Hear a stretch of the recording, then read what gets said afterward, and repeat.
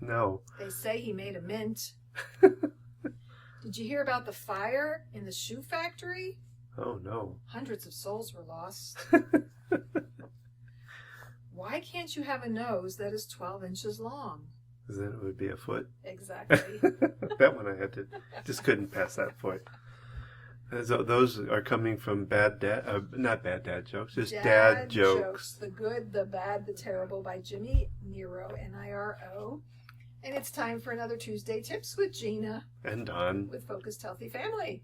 And today we're talking about asking questions. And we're kind of focused on asking questions with our children, but it fits all the way around. One more question. Can February march? Well, April may. No, but April may. You're stealing my thunder.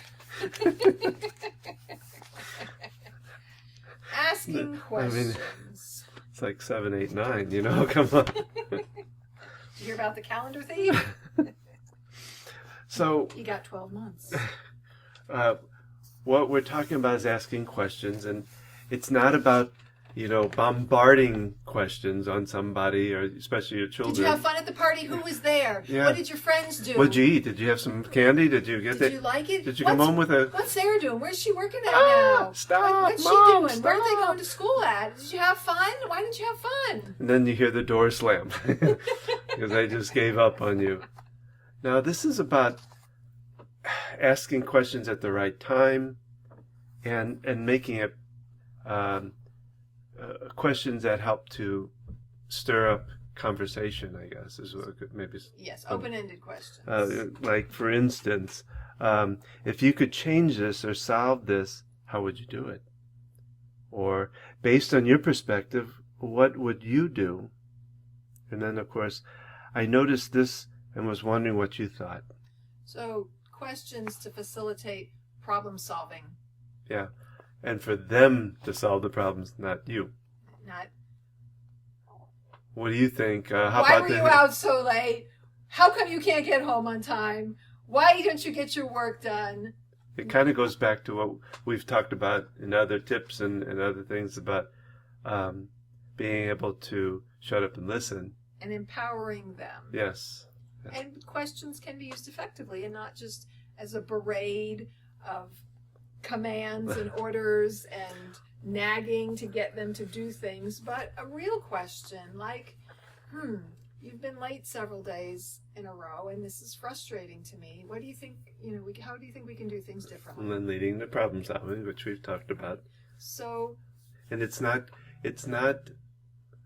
what you have to be careful too is to not have your own answers already lined up in your head, that you're waiting for those answers and they give you a different answer kind of thing. You got to asking an open-ended question, you've got to be open to different answers and not have this is the only answer, this is the only right answer, because that sets you up for conflict and confrontation. If you feel like it's got to be this way and only this way, you're just going to set up tension.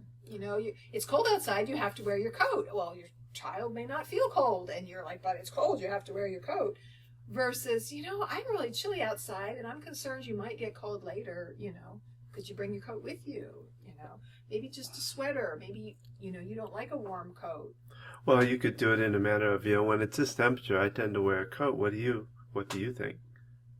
Or I was like, in the book we work with, the How to Talk book, she talks about they put a thermometer outside and then they made a chart. When it's between this temperature and this temperature, you wear this, and when it's I thought that was kind of clever, but not all it doesn't fit all though in a way, because I know people that can walk around in the middle of winter in shorts and a t-shirt. You'll catch your death. Well, yeah.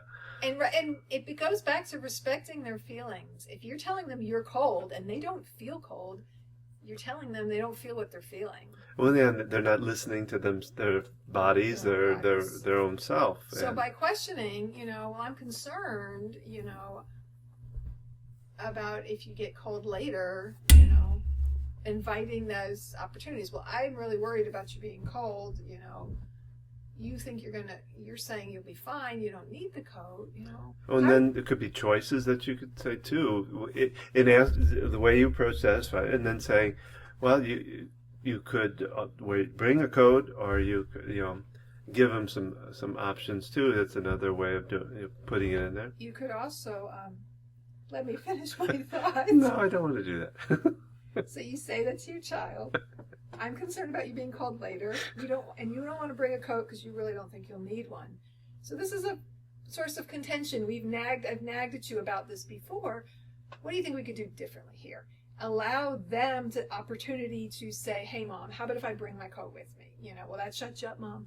But give them the opportunity to have the idea. Because if you can let it be their idea, and inspiring questions and providing that space allows them to come up with the ideas.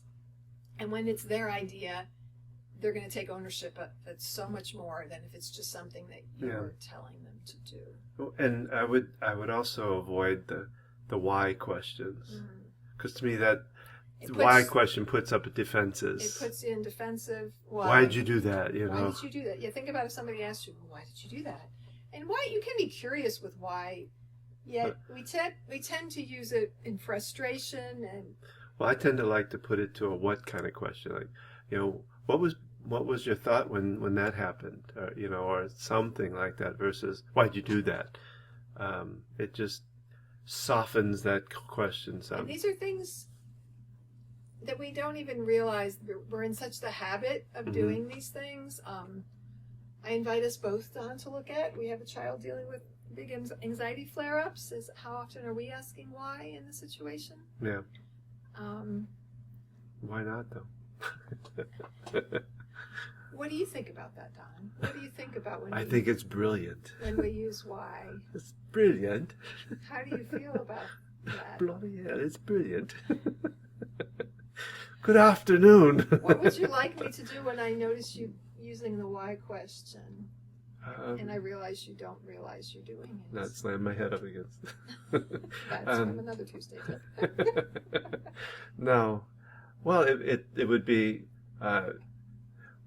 being able to say something like, in the past you've told me, Don, that to help you with not saying the why question. I'm thinking, so because we're dealing with extra special issues right now, is we just write some note cards down. I'll come closer to the microphone so you can hear me better. Well, I noticed the jump in the... Oh, yeah. We're working on our microphone skills here. I'm much newer to this than Don.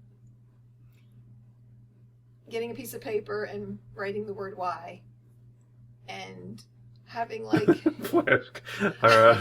on a stick. It's like a cartoon. Well, when they're in the middle of helping a child with an anxiety flare-up, now you got me picturing Wile E. Coyote going off a cliff with a sign going, "Oh no," or something. Well, that might help lighten our experience. And I come back up. We need ways when we're tag teaming with the child dealing with an issue of when you see the other person going down that road of just getting into battle, just digging your heels in, and it's just causing the anxiety to flare on both ends. Little reminders and ways that. Do not undermine you as a parent. So what would you think if I made a little sign with I'm still on the Roadrunner. Well, I'm glad. Because then when I show you that sign, I'll put Roadrunner on there. Well, It can lighten the situation. Yeah. As we're practicing our podcast, we've noticed I say right a lot. Don, and I say, You know how you say that. And we want to find a way to remind each other when we're doing it, so we're going to make little signs. You give me the finger.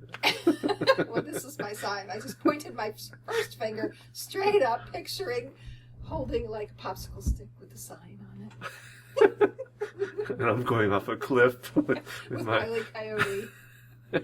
So we've used questions right here to discuss something that's going on in our real life, and it brings about discussion. It doesn't, we're making light of this, but this is a real difficult situation for us.